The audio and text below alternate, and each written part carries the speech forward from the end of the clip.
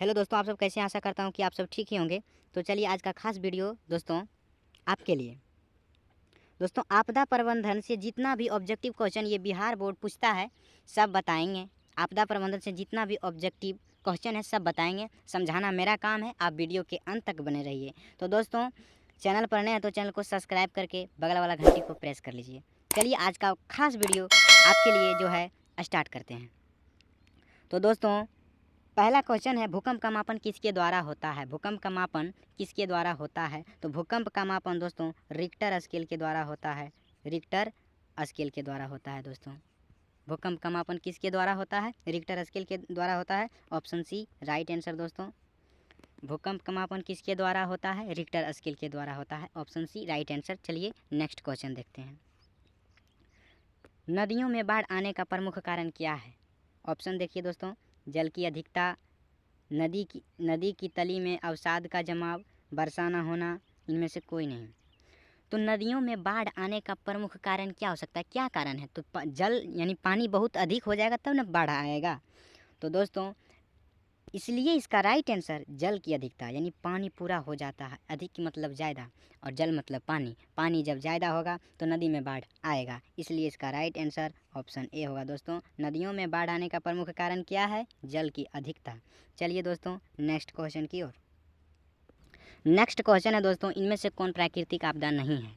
इनमें से कौन प्राकृतिक आपदा नहीं है? प्राकृतिक आपदा जो प्रकृति के द्वारा घटना घटित होती है उसे प्राकृतिक आपदा कहते हैं, और मानव क्रियाओं के द्वारा जो घटना घटित होती है उसे मानवकृत आपदा कहते हैं।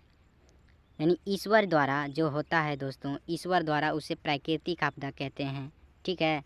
और जो मानव द्वारा होता है उसे मानवकृत आपदा कहते हैं। चलिए आपको समझ में आ गया होगा। तो दोस्तों ऑप्शन ए में है सुनामी। सुनामी आदमी ला सकता है? आप ही सोचिए, सुनामी ला करके दिखाइए। कोई भी मानव हो सुनामी ला सकता है? नहीं ला सकता। बाढ़ को बोलिए, आप ही ला करके दिखाइए। कोई भी आदमी हो, आप बोलिए उसे बाढ़ लाने के लिए, नहीं ला पाएगा। यानी ये सब जो है दोस्तों ईश्वर के द्वारा यानी प्राकृतिक के द्वारा घटना होती है। उसके बाद भूकंप है दोस्तों, ऑप्शन सी में है भूकंप दिया गया है। तो भूकंप भी कोई मानव यानी जो है कोई इंसान नहीं ला सकता। और ऑप्शन डी है दोस्तों आतंकवाद। ये आतंकवाद जो है दोस्तों ये मानव ही करता है, ईश्वर आतंकवादी नहीं है। आतंकवाद जो होता है मानव क्रियाओं के द्वारा घटना घटित होती है। आतंकवादी मानव में होता है दोस्तों, मानव ही आतंकवाद होता है। तो इनमें से क्वेश्चन पूछ रहा है, इनमें से कौन प्राकृतिक आपदा नहीं है? तो सुनामी प्राकृतिक आपदा है, ये जो प्राकृतिक का देन है। बाढ़ प्राकृतिक आपदा है दोस्तों। भूकंप प्राकृतिक आपदा है। तो ये पूछ रहा है प्राकृतिक आपदा नहीं है, तो ये सब तो है, सुनामी, बाढ़, भूकंप, ये सब तो प्राकृतिक आपदा है। तो नहीं पूछ रहा है दोस्तों, तो ये आतंकवाद प्राकृतिक आपदा नहीं है। तो इसलिए इसका राइट आंसर ऑप्शन डी हो जाएगा। चलिए अगला क्वेश्चन की ओर। अगला क्वेश्चन है दोस्तों, इनमें से कौन मानव जनित आपदा है? यानी मानव के द्वारा घटना घटित होती है उसे मानवकृत जनित आपदा यानी मानव जनित क्वेश्चन पूछ रहा है, इनमें से कौन मानव जनित आपदा है? यानी मानव जनित यानी मानव के द्वारा जो है जनन हुई वो घटना, वैसी घटना जो मानव के द्वारा घटना घटित होती है उसे मानवकृत आपदा, मानव जनित आपदा कहते हैं। तो दोस्तों ऑप्शन देखिए और समझिए। वीडियो के अंत तक बने रहिए दोस्तों। आपको समझना है तो समझना है, क्योंकि समझाने वाला मैं हूँ आपके साथ, इसलिए समझिएगा ज़रूर। हम समझाएंगे, आप ध्यान से सिर्फ वीडियो को देखिए। ऑप्शन समझिए दोस्तों, सांप्रदायिक दंगे, जो दंगा फसाद होता है मुसलमान हिंदू, ये हिंदू मुसलमान का जो दंगे होते हैं दोस्तों, क्या ये भगवान करवाते हैं? नहीं। कौन करवाते हैं? इंसान ही होता है दोस्तों। आतंकवाद, ये क्या ईश्वर करता है? आपको समझाए थे, नहीं, मानव करता है दोस्तों। महामारी, ये ही जो महामारी है यानी जो ये भी है मानव के द्वारा ही होती है घटना। तो दोस्तों इनमें से सभी जो है मानव के द्वारा घटना घटित होने वाला है, इसलिए इसका राइट आंसर ऑप्शन डी हो जाएगा। आप चैनल को सब्सक्राइब कर लीजिए और इस वीडियो को लाइक कर दीजिए दोस्तों।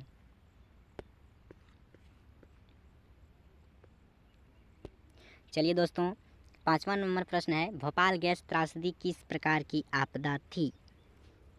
ऑप्शन ए प्राकृतिक, ऑप्शन बी मानव जनित, ऑप्शन सी वायुमंडलीय, ऑप्शन डी इनमें से कोई नहीं।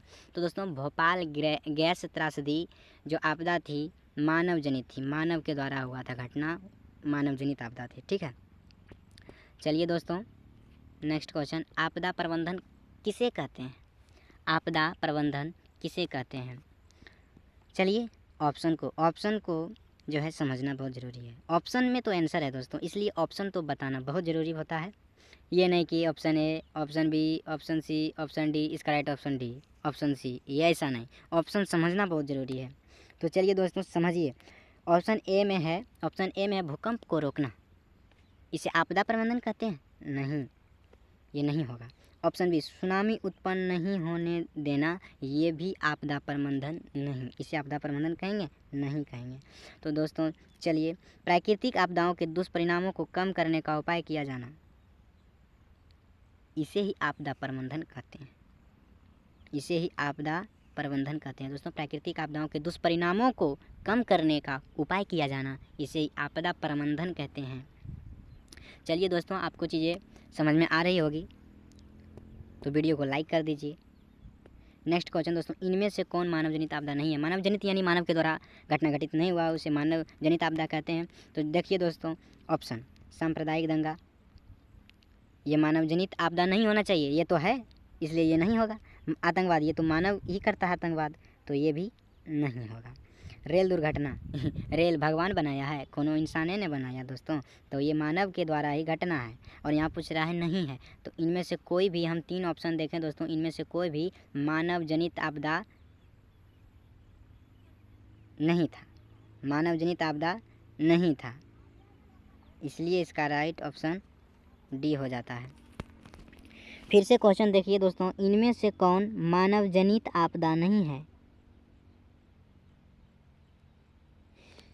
सॉरी दोस्तों, इनमें से जितने भी हैं, यहाँ टाइपिंग करने में थोड़ा दिक्कत हो गया। ऑप्शन डी है जो दोस्तों, सांप्रदायिक दंगा, आतंकवाद, रेल दुर्घटना, ये सब जो है मानव जनित आपदा है दोस्तों। यहाँ होगा ऑप्शन डी हो जाएगा दोस्तों, इनमें से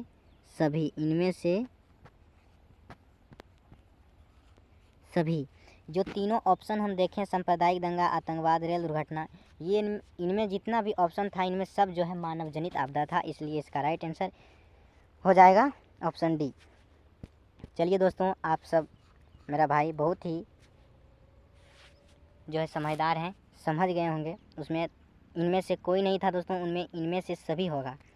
चलिए नेक्स्ट क्वेश्चन देखते हैं, सुनामी क्या है? सुनामी क्या है दोस्तों? सुनामी क्या है, बताइए ज़रा, सुनामी क्या है? ऑप्शन देखिए, एक ज्वालामुखी पहाड़, वर्षा ऋतु में नदियों में बाढ़ आना, सूर्य की भीष्म गर्मी, विनाशकारी समुद्री लहर। तो सुनामी, विनाशकारी समुद्र की लहरें सुनामी कहा जाता है। अच्छा, सुनामी आता कहाँ है दोस्तों? समुद्र में आता है।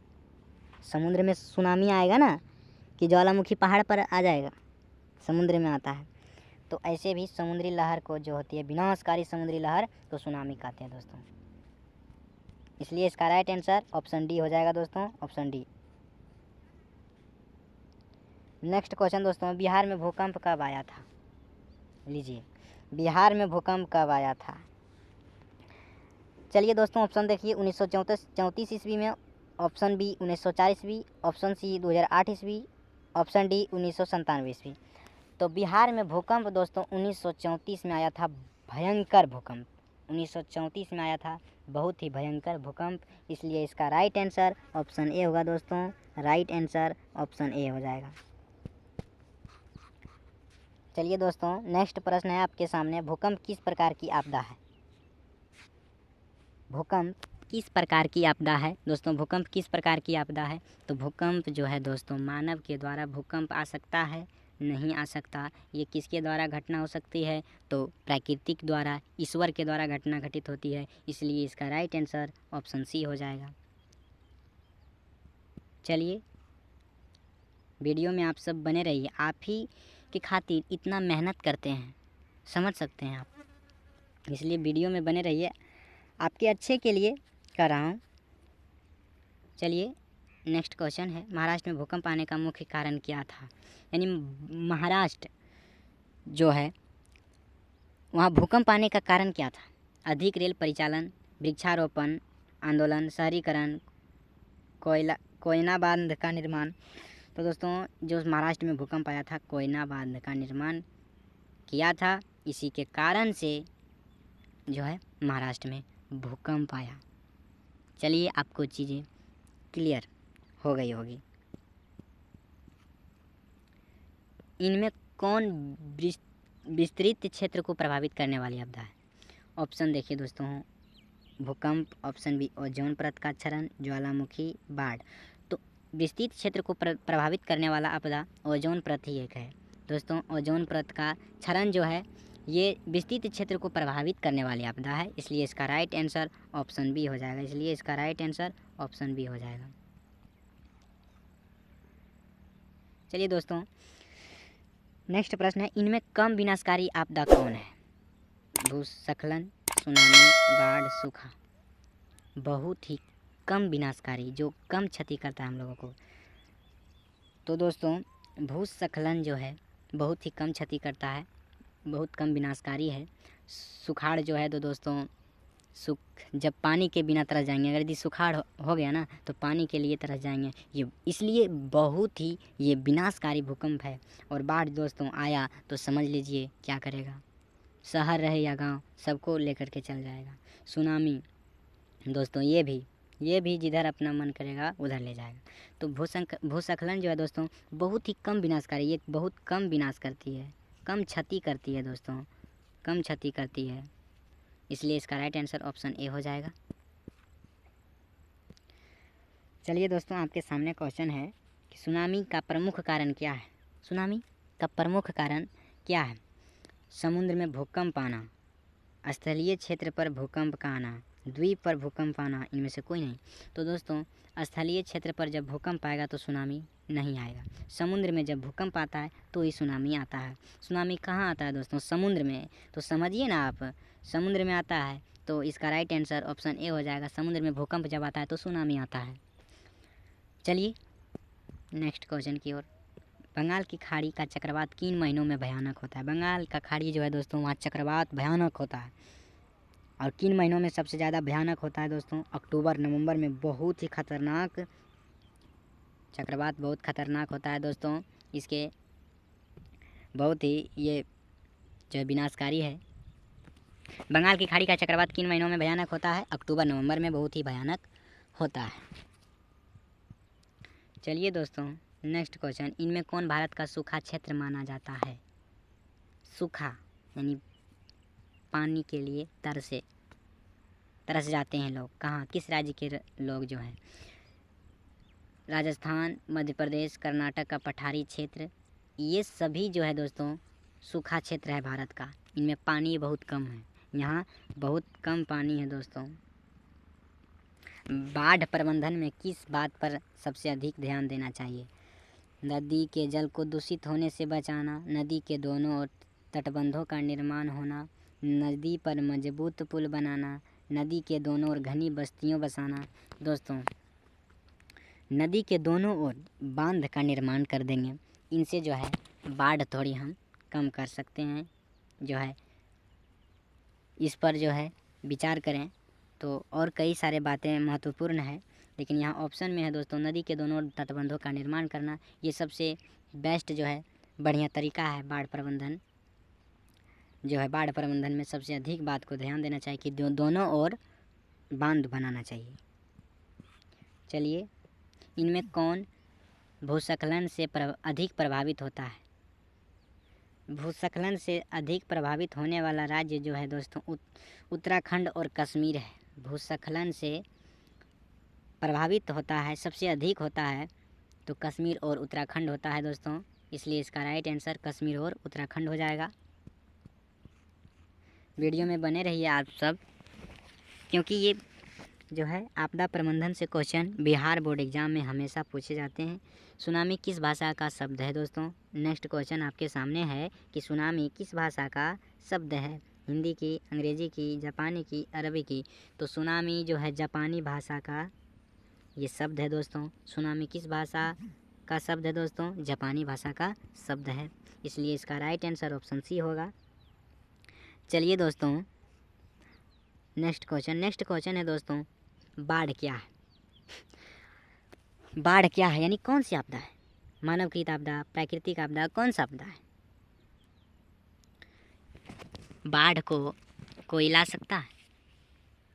मानव, कोई इंसान ला सकता है बाढ़ को? ला के दिखा दे तो। ये प्राकृतिक यानी ईश्वर के द्वारा ही हो सकता है दोस्तों, इसलिए ये प्राकृतिक आपदा हो गया। बाढ़ क्या है? एक प्राकृतिक आपदा है। चलिए दोस्तों, आज के लिए इतना ही।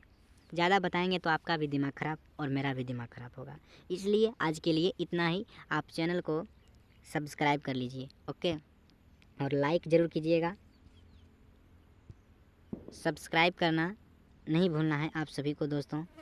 चलिए, जय हिंद, जय भारत। मिलते हैं नेक्स्ट वीडियो में।